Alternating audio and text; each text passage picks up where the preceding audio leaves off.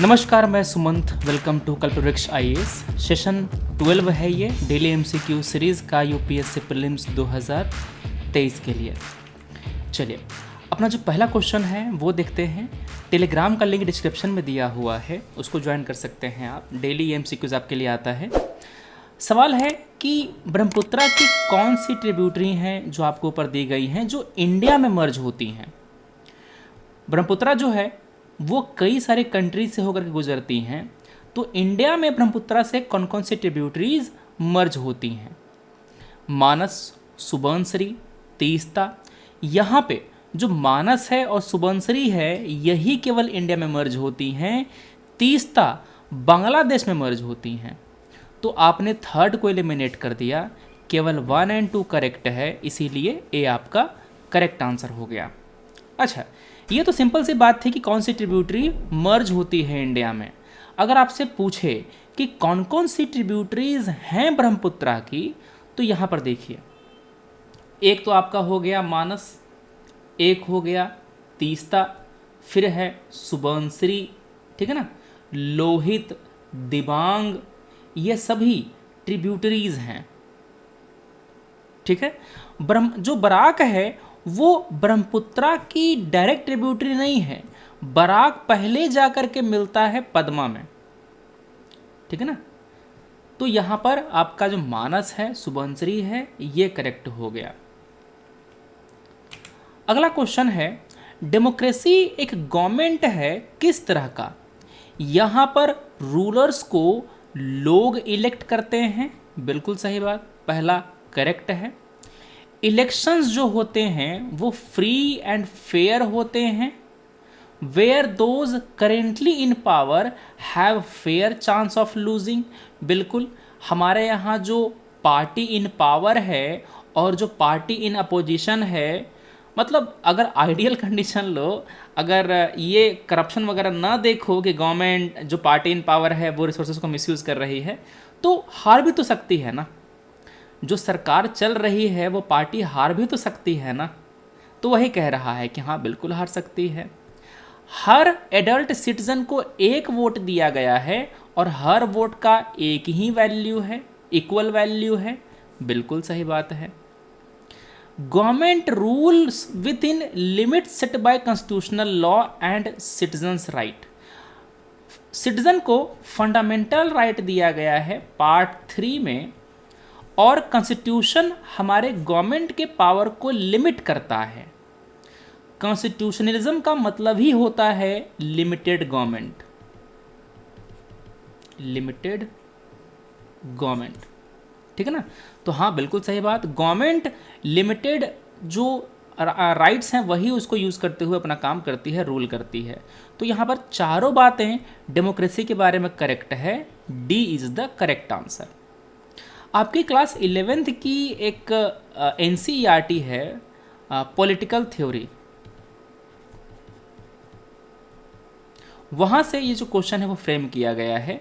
Democracy, freedom, liberty, इन सब topic पे जो चैप्टर्स हैं वो आपको दिए गए हैं उस किताब में। अगला क्वेश्चन है, इनमें से कौन सा फंडामेंटल ड्यूटी नहीं है। To protect and improve the natural environment including forests, lakes, rivers, wildlife and to have compassion. Natural environment को प्रोटेक्ट करना ये फंडामेंटल ड्यूटी है क्या? हाँ, ये फंडामेंटल ड्यूटी है। मॉन्यूमेंट को प्रोटेक्ट करना, जो प्लेस हैं, ऑब्जेक्ट्स हैं, इनको प्रोटेक्ट करना, इनको डिक्लेयर करना ऑफ नेशनल इम्पोर्टेंस। तुम सोचो, क्या आप किसी भी मॉन्यूमेंट को monument of national importance declare कर सकते हैं क्या? आप अगर कॉमन सेंस भी लगाएंगे तो क्या आपके भीतर राइट है किसी मॉन्यूमेंट को monument of national importance declare करने का? ये काम तो केवल गवर्नमेंट ही करेगा ना, ठीक है। अब जब जो काम गवर्नमेंट करेगा वो फंडामेंटल ड्यूटी तो नहीं हो सकती। वो क्या है? ये डीपीएसपी है, समझ गए। जो काम गवर्नमेंट का है वो फंडामेंटल ड्यूटी नहीं होगा ना। तो B is not a fundamental duty, it is a DPSP. देश की रक्षा करना ये सिटीजन का राइट होता है, उनका ये काम होता है, उनकी ड्यूटी होती है, जब भी उनको बुलाया जाए, जब भी उनको ज़रूरत पड़े। पब्लिक प्रॉपर्टी को सेफ करना, वायलेंस ना करना, हाँ ये सिटीजन का काम होता है। मगर किसी भी मॉन्यूमेंट को डिक्लेयर करना ये तो सरकार का काम है ना। तो आपका बी जो है वो करेक्ट आंसर हो गया। यहाँ पर आप लॉजिक लगाएंगे, इस तरह से स्टेटमेंट पढ़ करके आप उसका आंसर करेंगे ध्यान से। क्लियर है? अगला क्वेश्चन है रियल एस्टेट इन्वेस्टमेंट ट्रस्ट के बारे में। जिस तरह से आप म्यूचुअल फंड में इन्वेस्ट करते हैं, मान लो कि आपने 5,000 रुपया म्यूचुअल फंड में डाला। म्यूचुअल फंड का जो पोर्टफोलियो है, मान लो कि म्यूचुअल फंड ने 5 स्टॉक खरीद रखे हैं, रिलायंस लिया है, इन्फोसिस लिया है, TCS लिया है, 2 और शेयर लिए हैं, ठीक है ना, 2 और शेयर लिए हैं, मान लो कि ये LTTS। तो आपका जो 5,000 रुपया है वो इनडायरेक्टली इन सब स्टॉक में लगा हुआ है।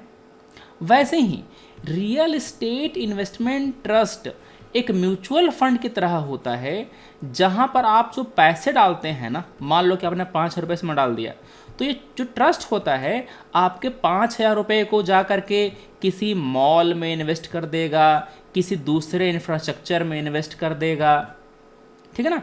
जब ये मॉल, जब ये इंफ्रास्ट्रक्चर पैसा कमाएगा, जो प्रॉफिट कमाएगा, तो उस प्रॉफिट में आपको हिस्सेदारी मिलेगी। समझ गए?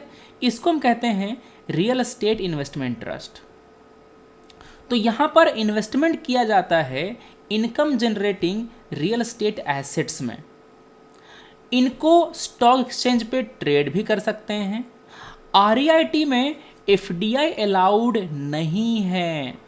कुछ ऐसे सेक्टर्स हैं जहां पर FDI को अलाउ नहीं किया गया है, जैसे कि lottery, gambling, atomic energy, railway operations, REIT, इन सब में FDI को अलाउ नहीं किया गया है। That's why 3 is incorrect.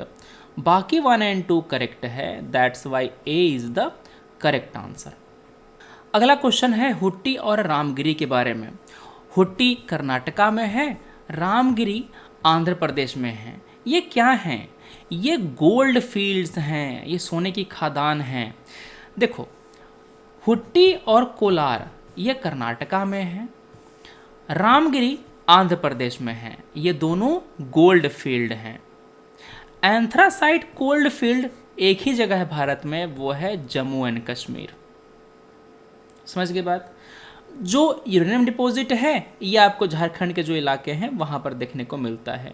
जो जियोथर्मल एनर्जी के एरियाज़ हैं वो हैं हिमाचल प्रदेश, जम्मू एंड कश्मीर, इसके साथ छत्तीसगढ़, यहाँ पर आपको मिलता है। ठीक है, तो हुट्टी और रामगिरी ये गोल्ड फील्ड हैं। बी आपका करेक्ट आंसर है। तो ये हुए आज के आपके 5 क्वेश्चंस। कल हम 5 टॉपिक और डिस्कस करेंगे। मिलते हैं कल। Thanks for watching. Take care. जय हिंद।